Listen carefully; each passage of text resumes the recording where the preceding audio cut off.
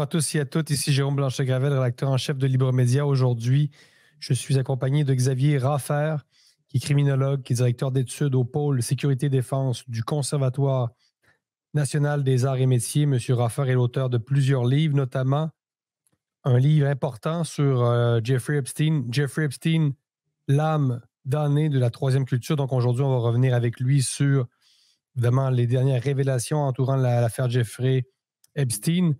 J'ai envie de vous poser une première question qui est, Monsieur Raffer, quelle est cette fameuse troisième culture dont vous parlez dans votre ouvrage paru aux éditions du Cerf? Alors, bien sûr, je vais vous répondre, mais d'abord une précision pour nos amis au Québec qui connaissent peut-être pas toutes les subtilités de l'institution universitaire française. Pendant la Révolution française, les révolutionnaires ont décidé qu'il fallait beaucoup d'ingénieurs militaires à la France. Au XVIIe siècle, XVIIIe siècle, l'artillerie est la reine des batailles et l'artillerie, c'est un domaine d'ingénieurs. Hein. Napoléon était général d'artillerie. Donc, ils ont créé une institution spécifique pour doter la République toute nouvelle d'ingénieurs militaires. Et cette institution, ils l'ont appelée, dans le langage de l'époque, Conservatoire national des arts et métiers. Ça a été fondé par un curé. Il y avait à l'époque des curés qui avaient choisi le camp de la Révolution, qui s'appelait l'abbé Grégoire. Et donc, le Conservatoire national des arts et métiers est la plus ancienne université à dominante scientifique en France. Et dans cette université qui s'appelle le CNAM, Conservatoire national des arts et métiers, vous avez un pôle sécurité et défense dans lequel je m'occupe de la recherche, c'est-à-dire les nouveautés. Hein, voilà. Alors, ça m'amène à travailler sur... quand on fait de la recherche académique, on a la liberté entière de son domaine de recherche. Personne ne nous dit cherchez sur ci ou cherchez sur ça. On a à peu près la liberté de choisir ce qu'on veut. Donc, comme vous allez le voir, cette affaire Epstein est beaucoup plus importante que ce qu'on en perçoit au départ. Au départ, ce qu'on en perçoit, c'est un vilain bonhomme très riche qui achète des jeunes filles mineures et qui les moleste ou qui les viole et qui après ça leur donne des sous pour s'en débarrasser, ce qui est déjà en soi un comportement odieux, mais ça va beaucoup plus loin que ça. Et notamment, quand sont apparus ce qu'on a appelé, en tout cas en France, on les appelle comme ça, les GAFAM, vous savez, Google, Amazon, etc., donc les géants de la tech. Quand les géants de la tech sont apparus, il s'est produit un phénomène qui se produit à peu près à chaque révolution industrielle, c'est-à-dire qu'une nouvelle puissance capitaliste a engendré une nouvelle doctrine pour la soutenir.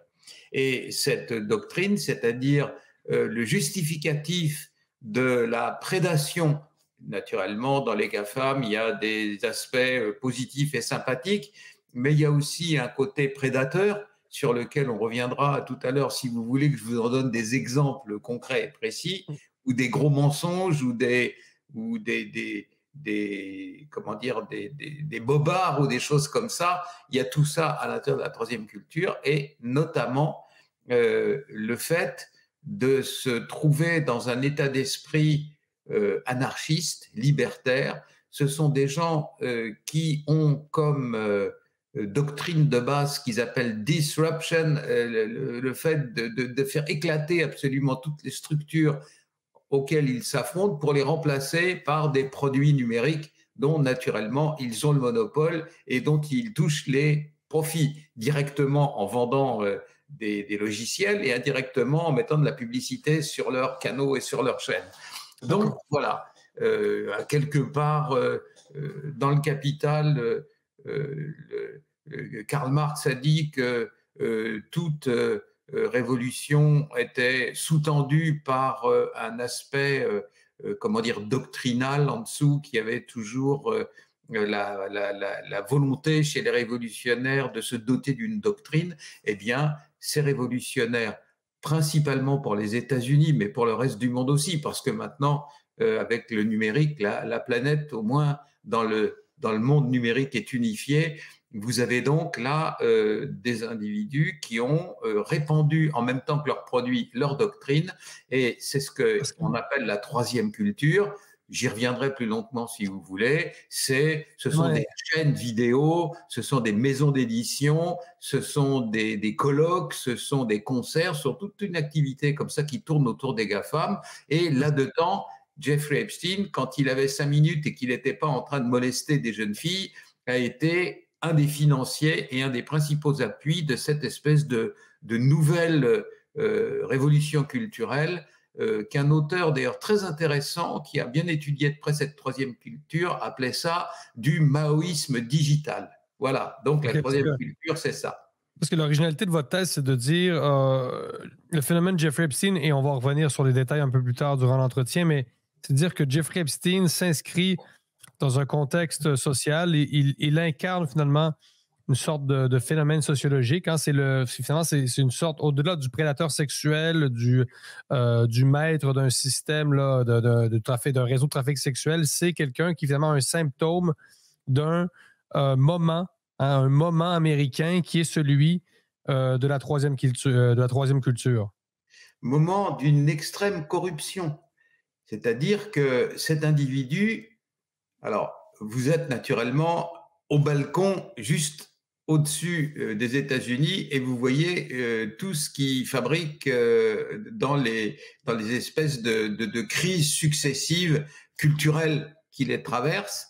Et donc, vous êtes juste au-dessus des États-Unis. Vous savez donc que depuis facilement maintenant une quinzaine ou une vingtaine d'années, après être passé par une phase totalement orgiaque de la libération sexuelle, où à l'époque, dans les années 70, quand j'allais à New York, il y avait à peu près un local, une boîte dans laquelle on pratiquait des orgies tous les 300 mètres. Et donc, le balancier est reparti très fort dans l'autre sens. Et nous avons maintenant affaire aux États-Unis à une crise de néo-puritanisme où vous regardez dans le métro à New York les genoux d'une femme et elle va vous faire un procès en harcèlement. Et dans le pays dans lequel, voici à peine quelques années, un individu, un monsieur qui était un des grands noms de la télévision américaine sur une des 3 grandes chaînes, ABC, CBS, NBC, une des 3,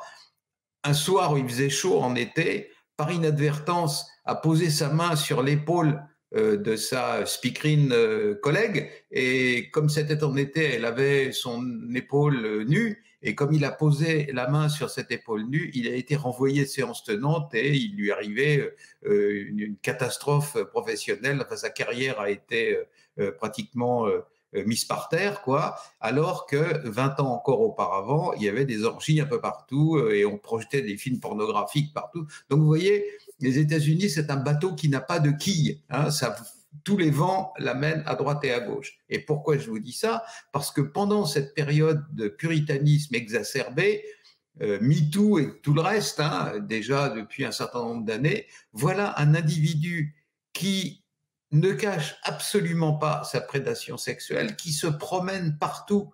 Alors, la troisième culture, c'est notamment le fait d'avoir une espèce d'aura et d'auréole dans les 2 plus grandes universités les plus célèbres, les plus fameuses des États-Unis, une université généraliste, c'est Harvard, et une université scientifique qui est le Massachusetts Institute of Technology, MIT, qui est la célèbre université du numérique, de l'intelligence artificielle et tout ça. Il a des bureaux dans ces 2 institutions, il est chez lui, et quand il y arrive, pour se livrer à ses activités de couverture, car naturellement tout ça ne sert qu'à couvrir et à accompagner sa prédation sexuelle, au lieu de se tenir au moins là un peu dignement, comme il est dans des lieux de savoir, il arrive avec des jeunes filles dont on ne sait même pas trop qu'elles sont majeures ou mineures, et à un moment donné, au Harvard et au MIT, les jeunes femmes qui travaillent dans les laboratoires et dans les bureaux finissent de dire ça va pas, quoi.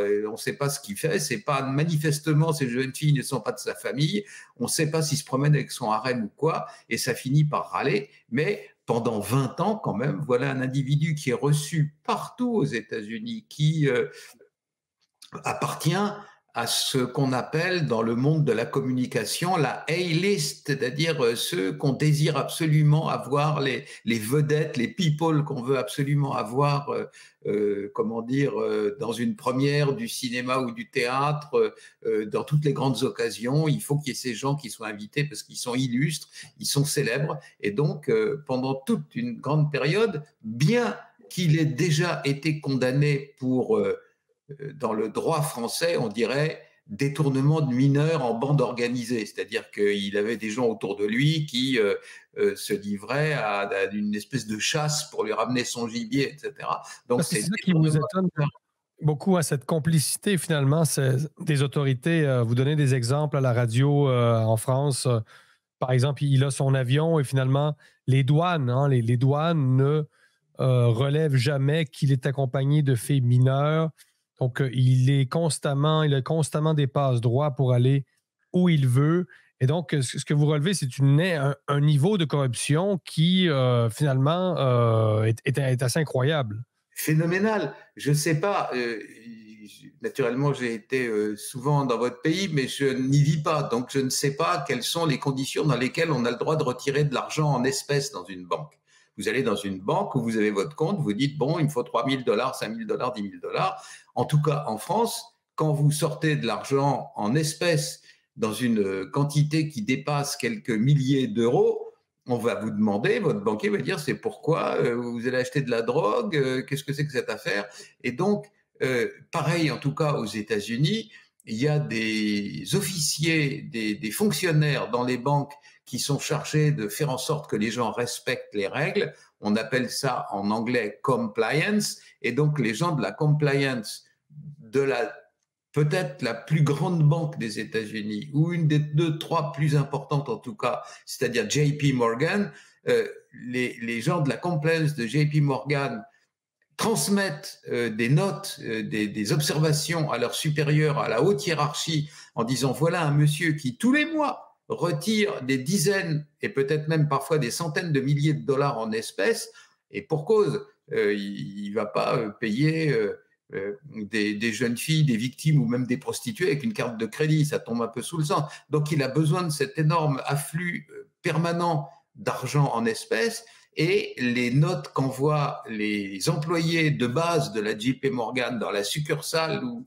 Epstein a ses comptes vers le sommet n'aboutissent jamais. C'est-à-dire qu'il est resté 15 ans à peu près à la JP Morgan comme banque, et il a fallu qu'à la fin, son arrestation fasse éclater tout au grand jour pour que JP Morgan fasse comme ça les larmes de crocodile en disant « Ah mon Dieu, mais si on avait pu se douter, mais quelle horreur !» Et pendant 15 ans, il y a une facilitation de son travail de prédation du fait qu'il peut retirer des sommes importantes en espèces. Alors pareil, vous avez dit, naturellement, moi en tant que père de famille, quand j'envoie ma fille à l'étranger et qu'elle est mineure, maintenant elle ne l'est plus, mais quand elle était mineure, il y avait tout un dispositif pour savoir dans quelle famille elle allait, pourquoi elle sortait, etc., avec son passeport et tout. Et lui, quand il a son espèce d'île, là où il se livre à ses orgies, il atterrit donc sur l'aéroport de l'île d'à côté, où il y a l'aéroport des îles Vierges américaines,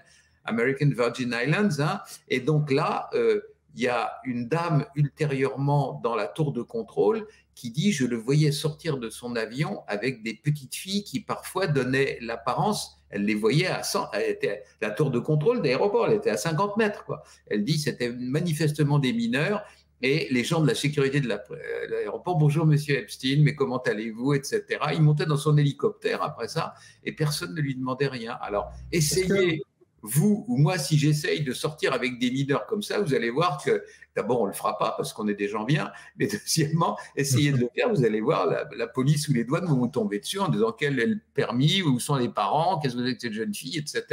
Et lui, est-ce qu'on connaît les ramifications de ce réseau international? Est-ce qu'on a eu des détails par exemple, bon, vous savez, il y a eu le film cet été, Sound of Freedom, qui a fait une grande controverse parce que, bon, une certaine droite l'a un peu récupéré, un peu surfé quand même sur la vague. On dénonce le trafic humain, le trafic sexuel. Bon, évidemment, on a vu là Dans le film, par exemple, on est à Cartagena, en Colombie, tout ça. Est-ce qu'on a une idée des ramifications exactes de ce trafic sexuel au centre duquel était Epstein, ou finalement c'est encore assez flou et que les pédophiles, comme on les appelle comme ça, qui ont été lancés tout récemment, nous apprennent pas grand-chose de plus finalement? Alors, d'abord, il faut dire une chose. Je connais naturellement, en tant qu'enseignant, professeur, j'ai des collègues aux États-Unis, collègues qui m'ont facilité l'accès aux sources de la justice.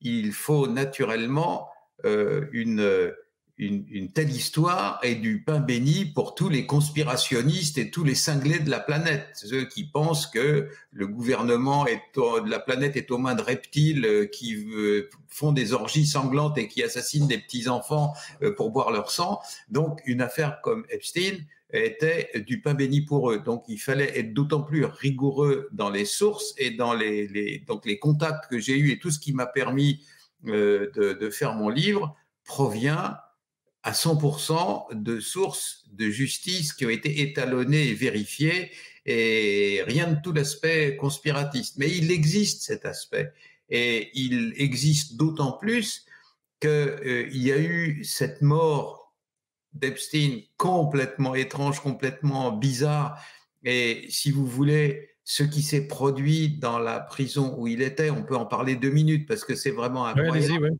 Alors, c'est une prison, j'insiste, fédérale. Aux États-Unis, le système fédéral est beaucoup plus strict et beaucoup plus sévère que le système des États.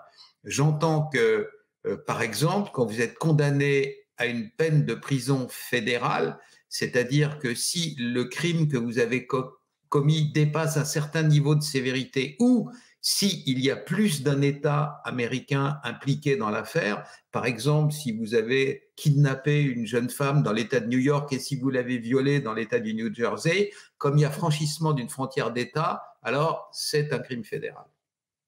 Donc, les crimes fédéraux en question, le système fédéral est beaucoup plus strict. Quand vous êtes condamné à une peine fédérale, si vous êtes condamné à 5 ans de prison, vous faites 5 fois 365 jours. Il n'y a pas un jour de remise de peine. Donc, c'est un système très strict. Dans le système pénitentiaire fédéral, tous les employés prêtent serment avant d'entrer, et ils sont soumis à des règles de contrôle qui font que si jamais ils se laissent corrompre ou quoi que ce soit, les peines qu'ils encourent sont beaucoup plus sévères que celles que n'importe quel gardien de prison dans une prison de l'Utah ou du Texas ou n'importe où. Le système fédéral est très strict. Donc là-dedans, vous avez ce qu'en France on appelle une maison d'arrêt, c'est-à-dire un endroit, une prison où on met les gens pendant leur procès et avant qu'ils ne soient condamnés. Et quand ils sont condamnés, en France, ils passent d'une maison d'arrêt à une maison centrale, la maison centrale étant celle où on purge sa peine. On est condamné à 10 ans, eh bien, on va dans la maison centrale pour purger ses peines. Mais pendant la période du procès et pendant la période de l'instruction de l'affaire, on est dans une autre prison où on paie non pas des détenus, mais ce qu'on appelle des prévenus, c'est-à-dire ceux qui sont sous enquête et qui sont en train d'être jugés. Et là où est Epstein, c'est Manhattan Correctional Center, c'est une maison d'arrêt de la justice fédérale de New York. La maison d'arrêt en question a fait l'objet, peu avant, donc l'été 2019, peu avant qu'Epstein y soit incarcéré, et il y a eu un audit. L'audit a vérifié que tout marchait bien, et notamment le système des caméras de surveillance interne qui, dans une prison, sont évidemment essentielles.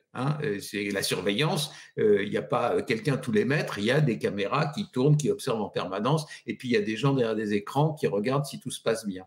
Alors, audit en 2018, les caméras fonctionnent parfaitement, et les 2 fois où Epstein va, pense-t-on, faire une tentative de suicide, parce qu'on en est réduit aux conjectures, les 2 fois en question, les 2 caméras qui sont en face de sa porte et celle-là seule sur les 2000 qu'il y a dans tout le bâtiment tombe en panne. Alors voilà, si Donc, vous vous n'y êtes croyez pas à la thèse du suicide de et Jeffrey Epstein, moi, Zahir je suis Smith-Raphaël? comment dire, un enseignant et j'ai pas de croyance. J'observe les choses. Je dis simplement que si on rapporte ça à un calcul de probabilité, les probabilités que juste les 2 caméras tombent en panne, c'est à peu près la probabilité que vous puissiez grimper en haut de l'Everest en 1 minute, quoi. C'est Donc, pratiquement impossible. ce En qui a plus, fait dire aussi à certaines personnes, certains observateurs, que M. Epstein pouvait être potentiellement un agent d'un État étranger et, alors, et que Epstein était au service de cet État pour potentiellement faire chanter des gens qui étaient attrapés en train, évidemment, d'avoir des rapports sexuels avec des mineurs. Donc, une manière de finalement avoir un contrôle sur des gens très connus et très puissants. Est-ce que ça, c'est une thèse que vous, à laquelle je ne vais pas dire que vous ne croyez pas parce que vous parlez en des termes plus scientifiques, mais c'est une thèse que vous rejetez selon les outils que vous utilisez? alors, je vais vous dire, cette technique est bien connue. L'Union soviétique s'en servait largement. Il m'est arrivé d'aller à Moscou et de voir dans la chambre d'hôtel où je me trouvais une jeune fille demander si j'avais pas besoin d'un petit coup de main pour passer la soirée, auquel cas il suffisait de dire poliment merci mais non merci et la chose s'arrêtait tout de suite. Mais comme dans cet hôtel-là, il n'existe plus aujourd'hui. Il était sur la place, à côté de la place rouge et à côté, vous savez, de l'église où il y a les bulbes de toutes les couleurs. Et donc, c'était quelque chose qui, du temps de l'Union soviétique, se pratiquait largement. Ça porte même un nom dans l'argot du métier d'espion en Russie. Ça s'appelle compromat, qui est forgé sur le mot compromettre français. Tout le monde l'aura compris. Donc, compromat, pourquoi? Sans vouloir tomber dans les stéréotypes et dans les clichés, les gens que fréquentait Monsieur Epstein me paraissaient pas être contraints, après s'être vu mettre une petite fille dans leur lit, pour aider et pour apprécier, par exemple, l'État d'Israël. C'était chez eux quelque chose qui était assez spontanément. Vous prenez les gens qui fréquentaient Epstein, si vous leur dites, si vous n'aidez pas l'État d'Israël, alors maintenant j'ai des photos de vous avec une jeune fille qui n'a pas exactement 18 ans et vous-même en train de faire des galipettes, là, c'est absurde. Ce sont des gens dans lesquels il y a spontanément, puisque bien entendu le pays qui a été mis en cause immédiatement, c'était Israël. Donc ça paraît farfelu. Et d'autant plus, alors il faut bien écouter ça parce que les gens ne savent pas ça. Voilà. OK. J'ai participé à la formation en France d'un grand nombre, je ne vais pas aller dans les détails, mais j'ai contribué à la formation en tant qu'enseignant de gens qui travaillaient dans les services en question, français ou de pays amis de la France. Des pays africains, des pays avec lesquels on est en contact, des pays du Maghreb, des Algériens, des Marocains, des Maliens, etc. Au Canada, au Québec, comme partout dans le monde, le souci majeur d'un service de renseignement, c'est sa réputation. Parce que c'est le drapeau de son pays dans le monde secret. C'est-à-dire que vous parlez de la CIA, personne ne va s'imaginer une seconde que la CIA a une activité en dehors de celle que lui donne le gouvernement américain et dans le cadre de l'État américain. Même chose pour la DGSE en France, etc., etc. Donc, à partir de ce moment-là, quand vous savez ça, si jamais un de vos agents arrive voir le grand chef en disant « Dis donc, c'est un type, là, il a la capacité de faire chanter des gens avec des petites filles dans son lit, et là, le seul problème, c'est qu'elles ne sont pas exactement majeures », le premier réflexe, mais partout, je vous dis, que ce soit en France, aux États-Unis, dans tous les États de droit, évidemment, en Corée du Nord, c'est peut-être différent. Mais là, il est question d'État de droit, et le premier réflexe de ce général ou de ce directeur général du service de renseignement va être de prendre le bonhomme, le garçon qui lui propose ça, et de l'envoyer dans un asile de fous pendant 15 jours, 3 semaines, parce que les conséquences peuvent être majeures. Vous vous souvenez sans doute que sous le président Mitterrand en France, notre service de renseignement français avait essayé de couler un bateau en Nouvelle-Zélande parce qu'il enquiquinait la France, qui à ce moment-là faisait des essais nucléaires dans les îles du Pacifique. Eh bien, comme l'affaire a foiré et comme les gens se sont fait arrêter, on a parlé de cette affaire-là dans toute la presse mondiale pendant des mois.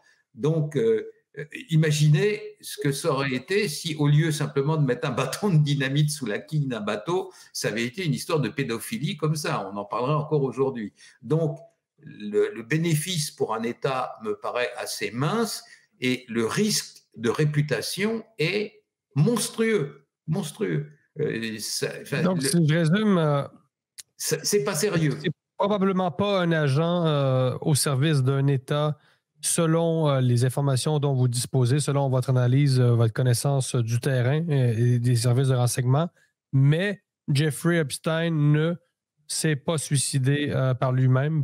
Donc, quelle est l'hypothèse que vous retenez pour cette mort, pour le moins assez louche, comme on dit au Québec, pour le moins mystérieuse? Ah ben oui, et ça on peut le dire, parce que je vous dis, rien ne tient debout. Le frère d'Epstein a exigé qu'une autopsie soit faite par un médecin légiste indépendant.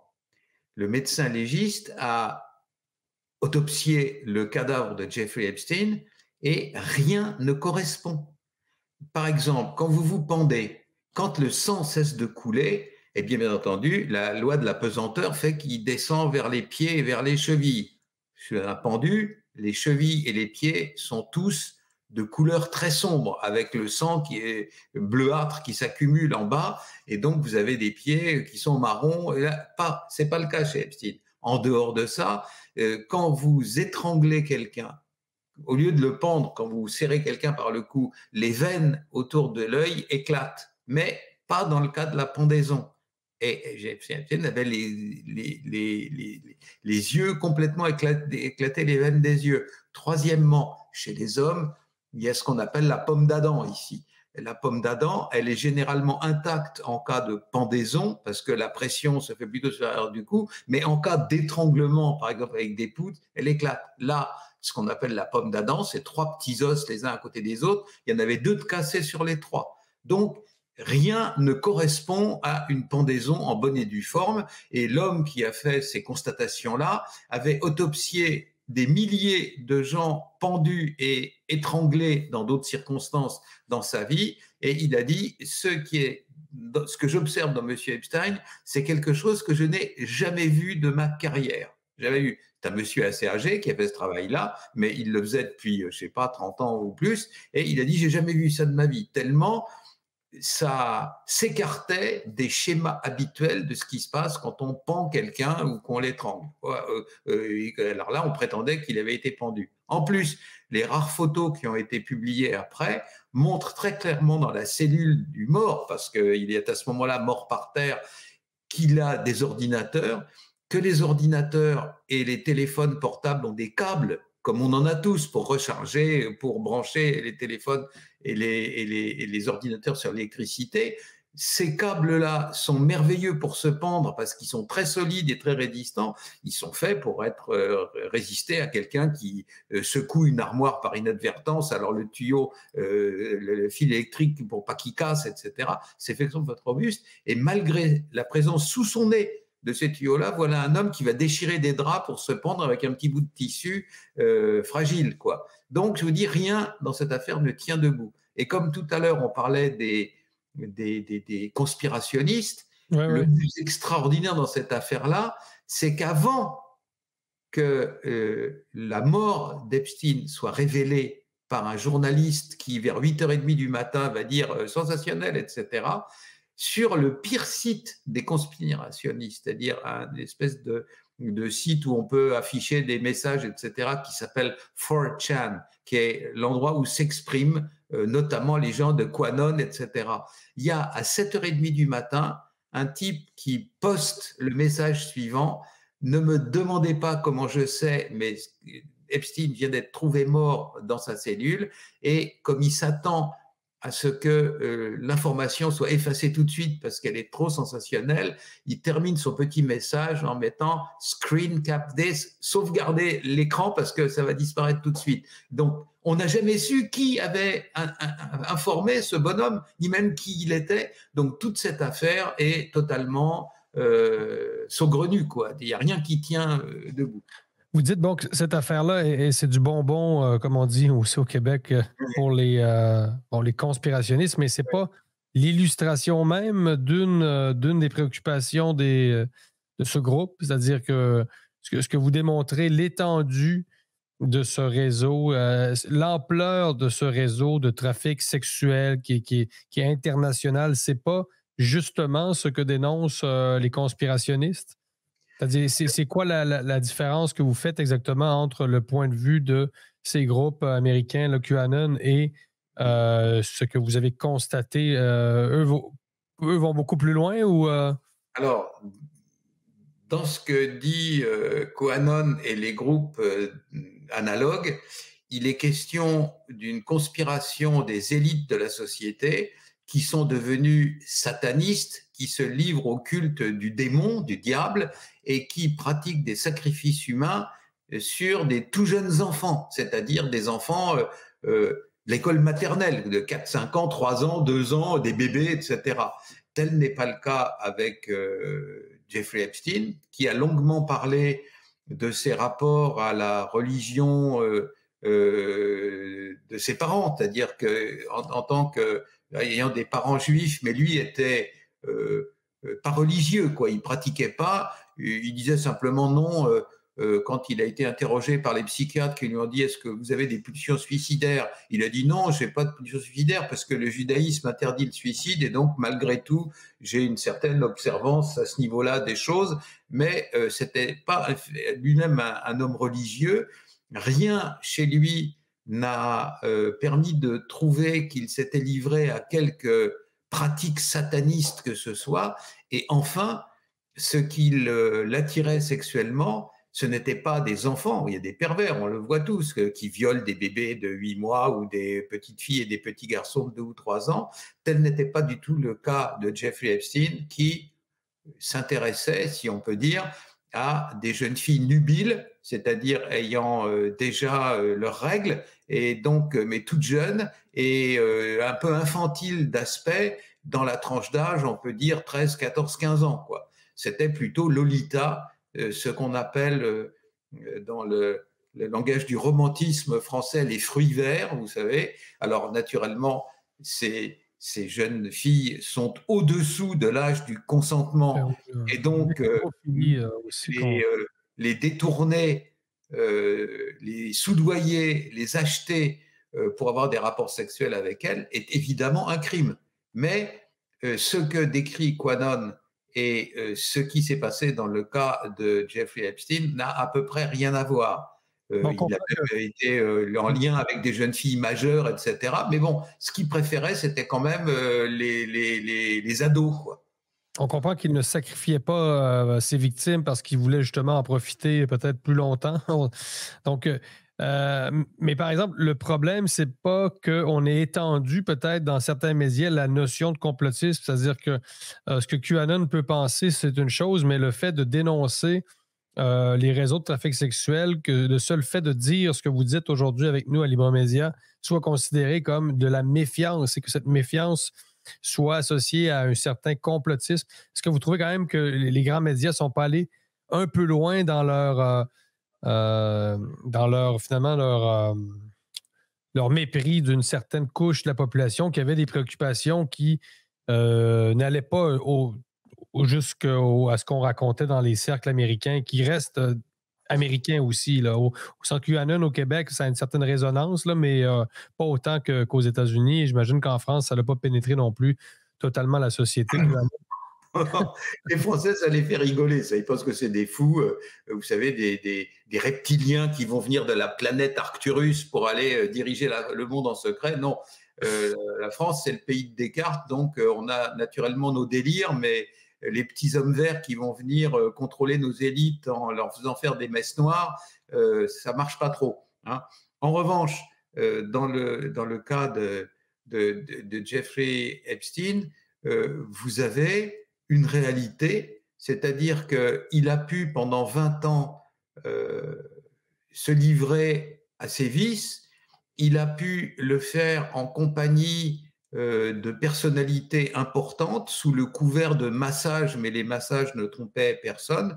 La justice américaine a établi que dans le langage d'Epstein, massage voulait dire rapport sexuel, ça s'est établi. Donc, si un des collègues de Epstein sur son île ou dans son avion, avion qui n'était pas trop cachotier, parce que Epstein lui-même appelait son avion Lolita Express. Alors, quiconque a lu le livre Lolita sait bien que c'est l'histoire d'une très jeune fille qui séduit un homme plutôt mûrissant, quoi. Donc tout était comme on dit en anglais, hidden in plain sight, quoi. C'était caché aux yeux, à la vue de tout le monde. L'avion s'appelait Lolita Express. Il trimballait les gamines avec lui quand il allait à Harvard, et en gros, il se cachait pas trop, hein. Donc, une fois de plus, ce qu'il pratiquait, et qu'il pratiquait à l'échelle internationale, parce que bien que les îles Vierges soient américaines, là où il avait sa petite île à lui, c'est un statut un peu comme celui de Porto Rico, pas entièrement un État, mais dans l'orbite des États-Unis. Et là, il faisait venir des jeunes filles qui n'étaient pas toutes américaines. Au total, on estime, en remontant les enquêtes qu'ont fait le shérif de Palm Beach d'abord, et puis d'autres, et puis la police de l'État de New York et d'autres, à l'exception du FBI, parce que le rôle du FBI dans cette affaire, alors vous dites qu'il n'y a pas de conspiration internationale, mais à l'échelle des États-Unis, il y a quand même une grosse interrogation sur le rôle du FBI pendant 20 ans pour écraser cette affaire-là, faire en sorte qu'il n'en soit pas question publiquement, hein. Et donc, On sait malgré que les migrants, on sait, bon, une crise migratoire importante dans les Amériques. Est-ce qu'on a établi des liens dans toute cette affaire entre le trafic de migrants et le trafic sexuel? Parce qu'on sait que de plus en plus de victimes du trafic sexuel proviennent de migrants, là, c'est-à-dire de caravanes où enfin on s'arrange pour capturer finalement là, des migrants oui, sur les routes migratoires. Est-ce que ça a été établi dans cette affaire? bien évidemment, je dis bien évidemment, les liens qui existent entre la migration et le trafic sexuel, c'est de partout. À l'heure actuelle, en Europe, les femmes ukrainiennes qui fuient la guerre entre la Russie et l'Ukraine, beaucoup sont attrapées quand elles descendent en dessous de l'Ukraine, dans les pays des Balkans, etc., et forcées à se prostituer. Donc toujours et partout, quand il y a des gens qui fuient en grande masse, et que des femmes ou des jeunes filles sont désemparées, un peu perdues, etc., il y a des malfaiteurs qui essayent de profiter de ça. Alors ça existe d'un côté, mais jamais s'il n'y a eu de rapport entre ces phénomènes-là qui sont bien réels et l'affaire Epstein, parce que Epstein, en plus de tous les vices et les perversions qu'il avait, était assez sérieusement prisonnier de ces critères de choix, qui fait qu'il intéressait uniquement aux femmes blanches, quoi. Les autres, ça l'intéressait pas trop. On n'a pas d'exemple de femmes afro-américaines ou asiatiques. Enfin, si, il y a eu une asiatique à un moment donné, mais c'était plus, si vous voulez, une pourvoyeuse, une maquerelle qu'une de ses victimes lui-même. Donc, non, c'était des gens de la bonne société, et il avait des pourvoyeurs comme Jean-Jacques Brunel, le Français qui avait une agence de mannequins, et il sortait un peu des limites du métier de mannequin en disant, tiens, j'ai vu, alors disons, dans l'ex-Yougoslavie, une famille, ils ont besoin d'argent, donc ils sont prêts à me prêter une de leurs filles qui a 15 ans, et puis tu peux t'en servir pendant quelques jours, et tu te donnes quelques milliers de dollars, et voilà. Donc il faisait l'entremetteur, mais c'était à chaque fois des jeunes filles qui étaient déjà nubiles, c'est-à-dire qui n'étaient pas au stade purement et précisément infantile, et deuxièmement, c'était toujours des blanches, hein. OK, ça, c'est un élément que je n'avais pas entendu. Donc, finalement, les fameuses révélations, là, on l'a vu il y a quelques semaines, il y a une cour à New York qui a dévoilé une liste de noms. Bon, ça a fait couler beaucoup d'encre dans la presse, mais vous qui avez vraiment creusé l'affaire là, professionnellement, vous n'avez pas relevé de nouveaux éléments qui éclairent différemment cette affaire?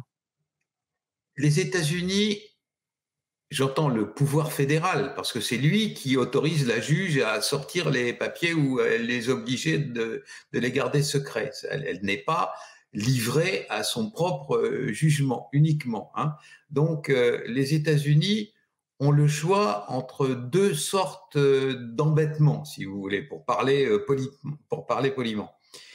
Soit ils sortent tous les papiers d'un seul coup et le cataclysme que ça va déclencher est de nature à causer un drame mais majeur au sein de la société américaine, et semble-t-il encore plus dans une année électorale, c'est pas vraiment le moment.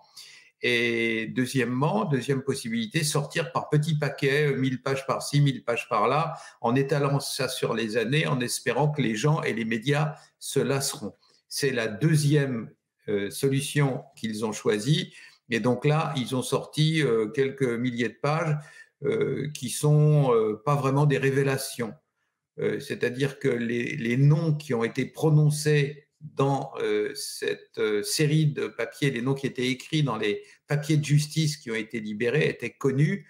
On ne savait pas la gravité de l'implication d'un certain nombre de gens. Par exemple, on savait, parce que l'intéressé ne semble pas être le plus malin de la bande, que le prince Andrew s'était laissé mener par le nez et qu'il avait fréquenté assidûment Epstein, mais là on apprend qu'il résidait dans la villa d'Epstein à Palm Beach, dit un des domestiques d'Epstein qui a été interrogé et le papier de son interrogatoire a été libéré, qu'il y séjournait des semaines entières et qu'il y recevait, ouvrez les guillemets, des massages, fermez les guillemets, tous les jours.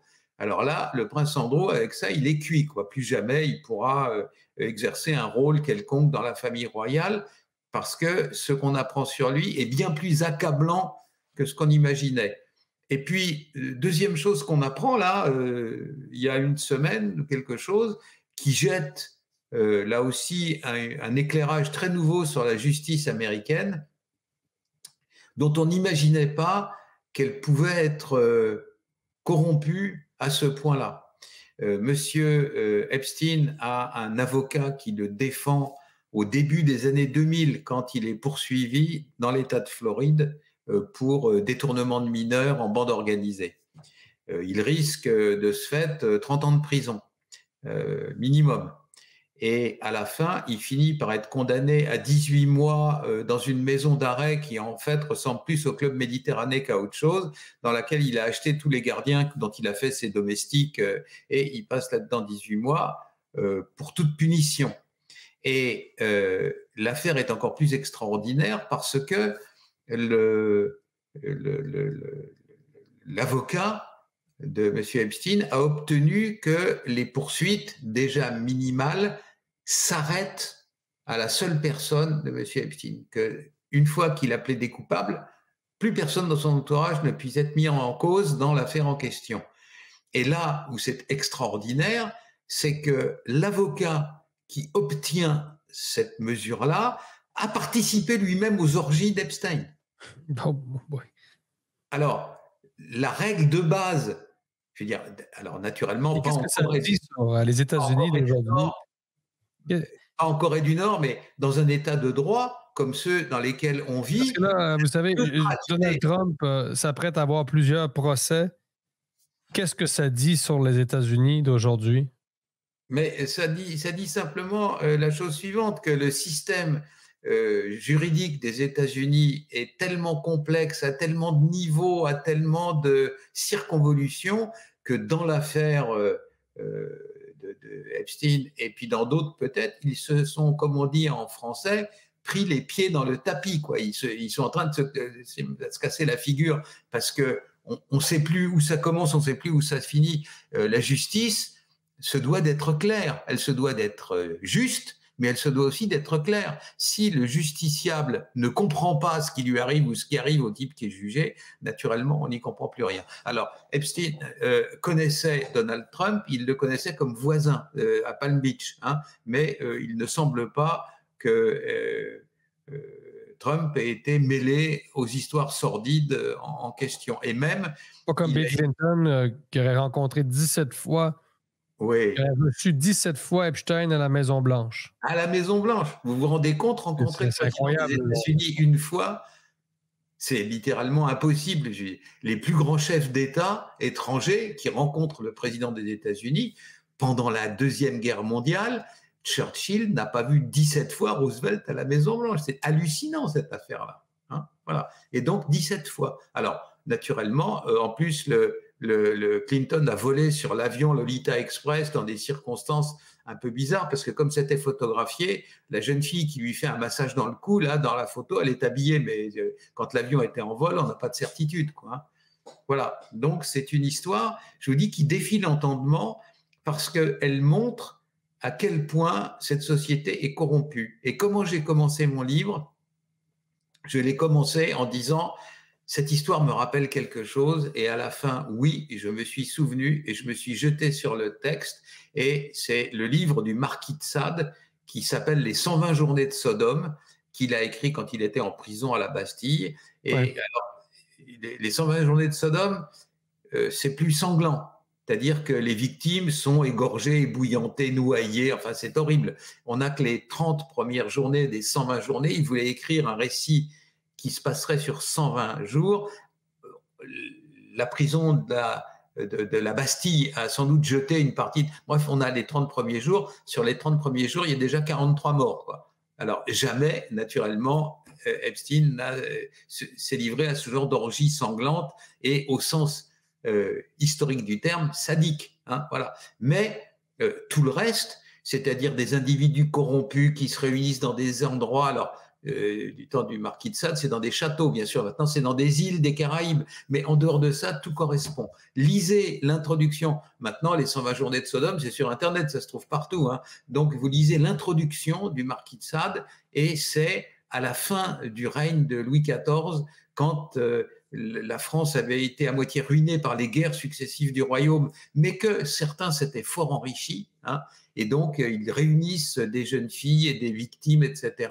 Et puis, c'est pareil dans les deux cas. C'est-à-dire que là, c'était des pauvres paysannes que les gens allaient kidnapper dans les fermes pour les livrer au marquis de Sade et aux gens qui faisaient des orgies. Aujourd'hui, les filles que soudoie Epstein, c'est ce qu'on appelle trailer girls, les filles, vous savez, qui vivent dans des caravanes, dont les parents n'ont même pas de quoi s'acheter une maison. C'est le quart-monde, où il y a les gens les plus pauvres, les plus misérables, les rejetés de la société. C'est là-dedans qu'il va chercher beaucoup de ses victimes. Donc, son comportement ressemble d'assez près à ce qu'on observait déjà au XVIIIe siècle, du temps du marquis de Sade, en France.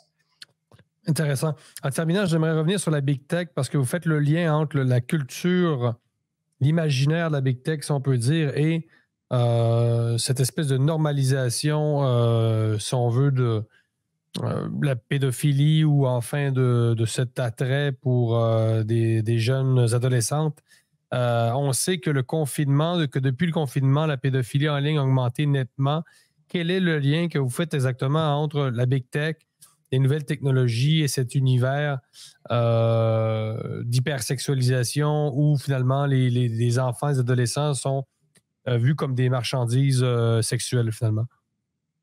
Alors, il y a deux niveaux qu'il faut bien distinguer. Nous, les criminologues, naturellement, ça nous intéresse beaucoup parce que tout le monde dit oui, mais le porno, que ce soit du porno, j'allais dire, ouvrez les guillemets, normal, fermez les guillemets, ou de la pornographie, la pédopornographie, naturellement, sur Internet, on trouve tout ce qu'on veut. Hein. Mais il y a deux écoles qui s'affrontent. La première qui dit quand les gens regardent ce genre de film, ça les excite, et puis après ça, ils vont dans la rue, ils kidnappent un petit garçon, et puis ils le violent, et puis ils l'égorgent. Et les autres qui disent mais non, au contraire, ça les défoule. Alors, pendant longtemps, il y avait deux avis qui s'opposaient comme ça, et on ne savait pas lequel était vraiment dominant. Et puis, un beau jour, on a su.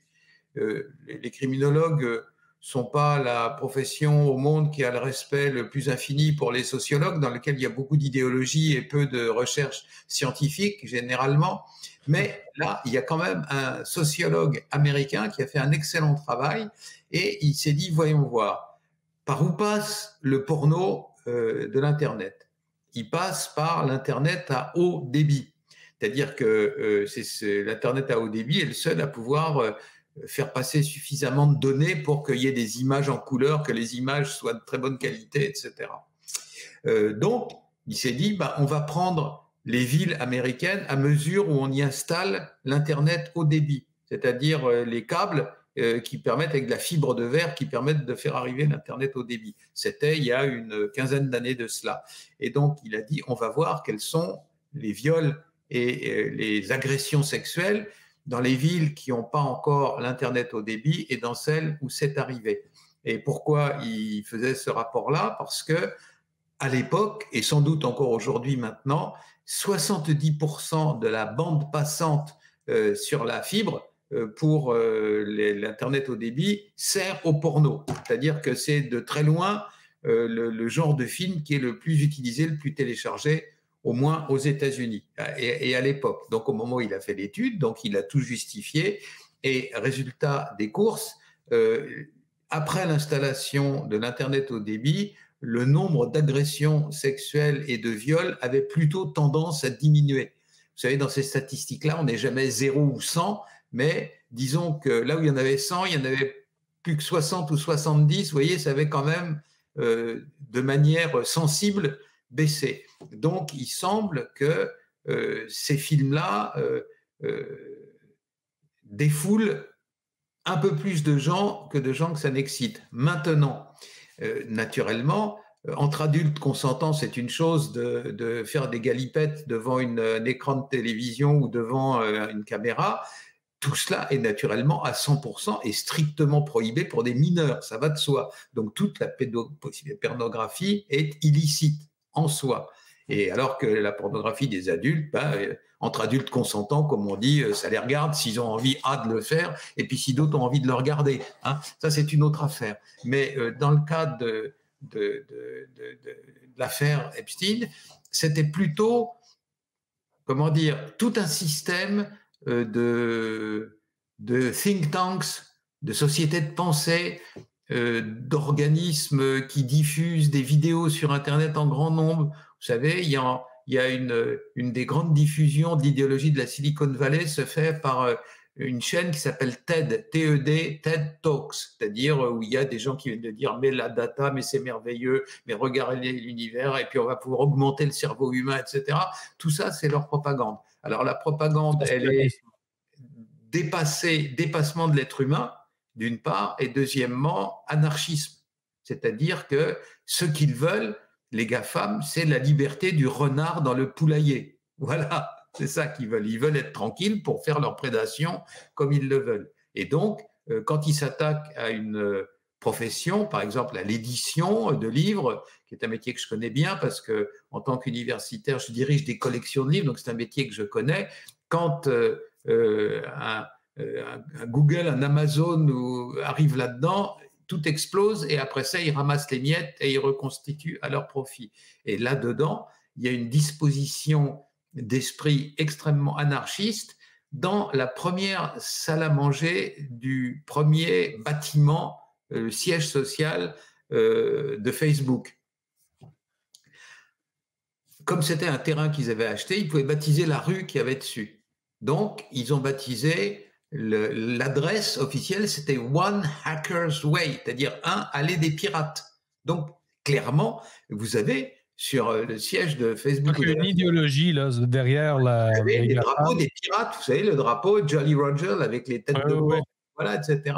Et mais d'un côté, vous dites que la technologie n'a pas augmenté les crimes, c'est-à-dire que l'arrivée de la fibre optique n'a pas fait augmenter les viols comme tels sur des gens, des femmes, des enfants, etc. Mais de l'autre côté, il y a une idéologie qui prône une sorte de permissivité extrême où on fait un peu ce qu'on veut.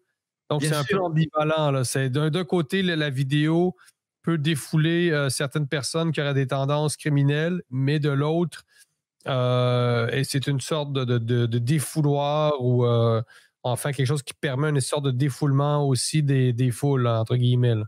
Bien sûr, bien sûr. C'est-à-dire que les mêmes qui versent des larmes de crocodile sur MeToo, etc., sont les mêmes qui, dans leur pratique en Californie entre eux, ont une pratique orgiaque aussi. Mais là, ce sont des femmes adultes. Hein. C'est plutôt une autre forme d'oppression, c'est-à-dire à partir du moment où vous êtes le supérieur hiérarchique d'une femme, le fait de l'inviter à une soirée où tout le monde va se livrer à des ébats de nature sexuelle, c'est peut-être difficile pour elle de dire non. C'est un problème que les enseignants connaissent bien et la raison pour laquelle ils n'ont pas le droit de sortir avec leurs étudiantes ou avec leurs thésardes, parce que la fille, elle accepte pour ce qu'elle vous trouve sympathique ou elle accepte parce qu'elle veut une bonne note, vous comprenez? C'est ça l'aspect ambigu. Donc, dans un milieu professionnel, mais la Silicon Valley multiplie naturellement. Il y a une journaliste américaine qui a écrit un livre là-dessus qui est très instructif, où il y a une espèce de pression sociale qui est exercée. Donc, vous voyez, alors, bien entendu, il ne s'agit pas de mineurs et encore moins parce que ce sont leurs collaboratrices et les gens qui travaillent dans les entreprises sont naturellement d'âge légal, ça va de soi. Mais quand même, il y a une pression assez moche sur des femmes qui savent que si elles n'acceptent pas de venir dans les invitations, dans les parties fines en question, ben leur carrière risque d'en pâtir, quoi. Voilà. Donc, ce ne sont pas des parangons de vertu et leur espèce d'anarchisme mondain, vous avez raison, est capable des individus fragiles psychologiquement de leur dire bah, si tout est permis, le petit dernier de la voisine qui a 5 ans, bah, je m'en vais m'assouvir mes instincts dessus. Donc, effectivement, il y a cet aspect-là. Et en plus, le fait que tout cet aspect doctrinal des GAFAM, vous savez, les TED Talks, qui s'appelait la conférence des milliardaires, etc., où ils échafaudaient des projets pour l'avenir, tout ça a été financé et il y avait à peu près à chaque fois de son vivant Epstein qui était derrière ces affaires-là. Avec les GAFAM, avec comme caution morale l'université de Harvard et le MIT. Parce qu'il se trouve que les GAFAM font beaucoup d'argent avec l'hypersexualisation, avec des images d'enfants, d'adolescents qui vont prendre toutes sortes de poses à caractère plus ou moins sexuel, selon évidemment les consignes qu'ils ont reçues d'adultes. Donc, il y a ça aussi. Là. Vous regardez Instagram, TikTok, c'est une explosion finalement de contenu à connotation sexuelle. Donc, forcément, les GAFAM ont une idéologie qui favorise ce genre de dérapage sociétal. Là. Évidemment, évidemment. Ils ne sont pas du tout innocents en la matière. Et il n'y a qu'à voir là aussi les larmes de crocodile du Bill Gates en train de dire « Ah mais mon Dieu, mais si j'avais su que ce monsieur Epstein, tu parles, il avait déjà été condamné de la prison, il était condamné comme criminel sexuel. » Et le fait qu'il soit condamné non pas à l'échelle fédérale, parce qu'il y avait eu cette entourloupe de son avocat là, mais uniquement à l'échelle de l'État de la Floride, pardon, mais que vous soyez condamné comme criminel sexuel à l'échelle d'un État ou à l'échelle de la planète, le crime est le même, quoi. Alors, naturellement, ces gens-là n'auraient jamais dû accepter même de le voir. Et vous voyez, on a déjà les carnets d'adresses d'Epstein, mais ceux qu'on n'a pas à l'heure actuelle, qui seraient les plus passionnants, c'est ceux de Ghislaine Maxwell. Parce que c'est elle qui prenait les rendez-vous pour lui. Donc là, il y a 2000 noms dans les carnets de Ghislaine Maxwell, mais sous le prétexte qu'elle a fait appel de sa condamnation à 20 ans de prison et que la justice est encore en marche, alors son carnet d'adresses n'a pas été publié. Une question naïve. Pourquoi était-il si intéressant, Jeffrey Epstein, c'est-à-dire au-delà d'être très riche, d'avoir un réseau de contacts, pourquoi il fallait que les membres de l'élite aillent visiter ce type? Évidemment, vous répondrez sans doute pour ce qu'il pouvait offrir à ces gens-là. Mais c'est qui Jeffrey Epstein? C'est quoi? Quel pouvoir, de quel pouvoir il était investi pour mériter de recevoir chez lui tout ce gratin? C'est au-delà d'être riche, là, pourquoi on va le voir? Eh bien,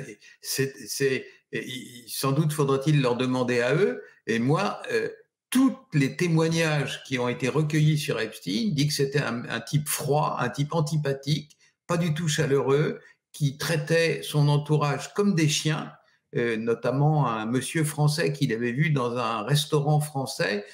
Il a été horrifié de la manière dont il parlait au serveur, quoi, qui était un monsieur qui gagnait sa vie, il n'était pas là pour copiner avec qui que ce soit, il tendait les assiettes, etc. Et que c'était un type totalement odieux et désagréable, et que dans ces conditions-là, on ne comprenait pas bien l'attrait qu'il pouvait obtenir, mais dans le temps, on disait qu'il y avait l'attrait qu'éprouvaient les bourgeoises de la haute société pour les voyous, vous savez, pour les gangsters et tout, qui les faisait frémir. Peut-être qu'il y avait chez lui un aspect un peu mystérieux, un peu inquiétant, et que ces gens blasés trouvaient qu'il y avait quelque chose d'un peu nouveau. Et dans le personnage, il n'était pas exactement comme les autres, il n'était pas coulé sur le même moule. En plus, il y a des mystères complets. Vous comprenez qu'une des plus grosses fortunes du monde, un monsieur qui s'appelle Leon Black, qui est le cofondateur et à un moment donné président d'un des plus gros fonds d'investissement du monde qui s'appelle Apollo Global Management. Pourquoi, à titre de service rendu, a-t-il donné 158 millions de dollars à M. Epstein? C'est totalement absurde. Quand vous êtes le conseiller d'un milliardaire pour gérer ceci ou gérer cela, vous gagnez quelques millions de dollars par an. Si jamais vous êtes associé à une grosse opération et que vous avez une prime de succès, success fees, vous avez gagné 10 millions, 11 millions de dollars, mais jamais, personne n'a jamais gagné 158 millions de dollars. Vous vous rendez compte? C'est affolant. Et sur quelques années uniquement. Alors, à la fin, quand on a dit à M. Léon Black, mais pourquoi? Il a dit, je ne sais pas, il avait l'air sympathique, j'avais confiance. Ouais, je vous trouve une figure avenante, vous m'êtes sympathique, je vais vous donner 158 millions de dollars. Qu'est-ce que c'est que ces sottises? Donc, il y a encore beaucoup de mystères. On n'a pas été au fond. Et hélas, on ne pourra sans doute pas aller au fond complètement parce qu'il est mort. Donc, la justice s'arrête. Hey, Xavier Raffaire, merci beaucoup pour ces éclairages fort intéressants. Bon, merci à vous et puis à bientôt d'une façon ou d'une autre.